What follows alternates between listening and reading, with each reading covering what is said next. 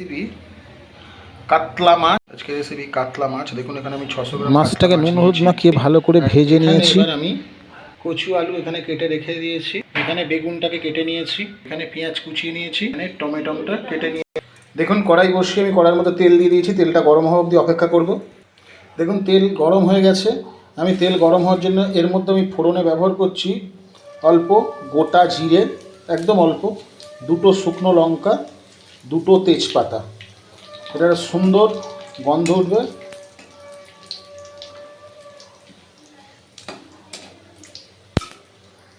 এর মধ্যে দিচ্ছি হচ্ছে সেই কেটে রাখা কচু আর আলুটাকে আমি দিয়ে দিলাম।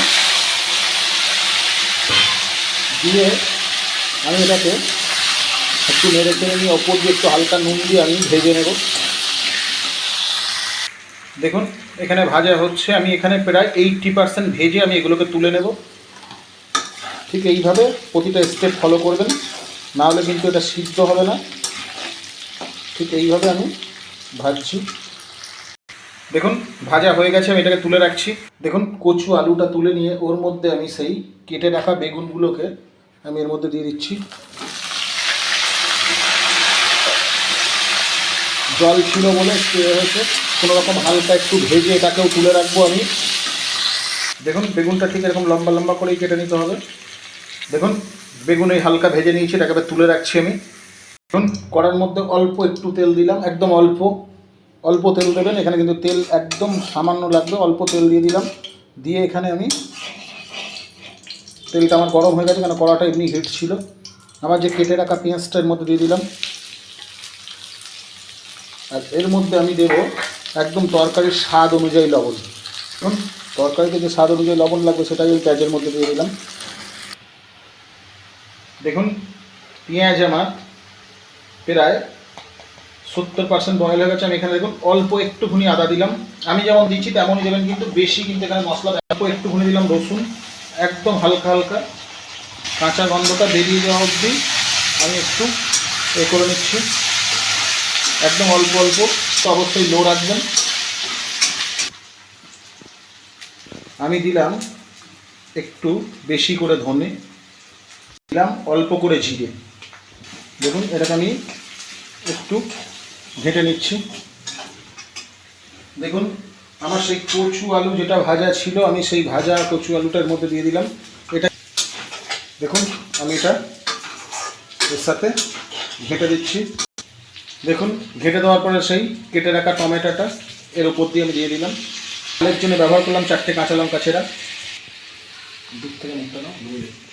দেখুন আমি এখানে ভালো করে দিয়ে দিচ্ছি। প্রতিটা স্টেপ ফলো করবেন। ভালো লাগলে অবশ্যই লাইক, কমেন্ট, শেয়ার, সাবস্ক্রাইব করতে ভুলবেন না। দেখুন দাড়িটা উঠিয়ে তো দেখুন এই স্টেপে গ্যাসের ফ্লেমটা হাই করে দিলে 2 মিনিট ধরে ভালো করে এই মশলার সঙ্গে কচু আলু, টমেটো, কাঁচা লঙ্কাটা ভালো করে মিশিয়ে নিচ্ছি। একটু ভালো করে যত কষবেন, এইভাবে ভাজবেন, তত টেস্টটা বেশি হবে।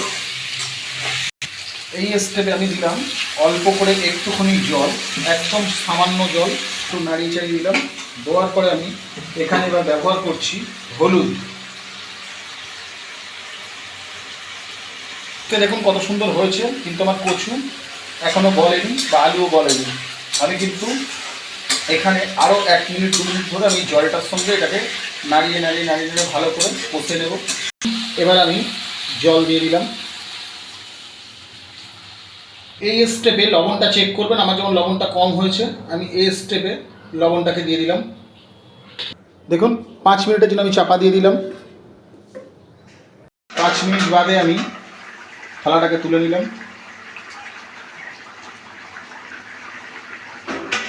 দেখুন এখান থেকে কচুটা আমার পুরোপুরি গলেনি, আলুটা গলে গেছে, কচুটা পুরোপুরি গলেনি। এবার আমি এই স্টেপে যে বেগুনগুলো ভাজা ছিল সেই বেগুনগুলো আমি এর ওপর থেকে দিয়ে দিলাম।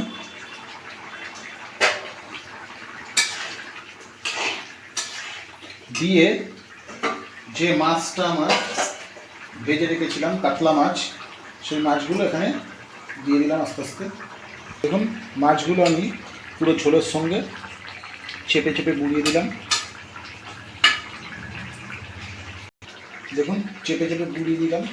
দেওয়ার পরে আমি আরও 5 মিনিটের জন্য ঢেকে দেবো। দেখুন 5 মিনিটের জন্য ঢেকে দিলাম। 5 মিনিট বাদে আমি ফিরে আসলাম। এসে আমি এখান থেকে ঢাকনাটাকে তুলে নিলাম। দেখুন আমার তরকারি মানে এটা রেডি হয়ে গেছে পুরো। কচু, বেগুন, আলু, কাতলা মাছ রেসিপি। চলুন এবার লাস্ট ফিনিশিং। অল্প করে একটু গরম মশলা ওপর থেকে দিয়ে দিলাম। চলুন এবার আমি সার্ভ করে নিই। সার্ভ করে আপনাদেরকে দেখাচ্ছি। দেখুন আমি সার্ভ করে নিয়েছি। আজকে এই পর্যন্ত। ততক্ষণ সবাই ভালো থাকবেন, সুস্থ থাকবেন, সুখে থাকবেন। আবার নতুন ভিডিওয় দেখা হবে।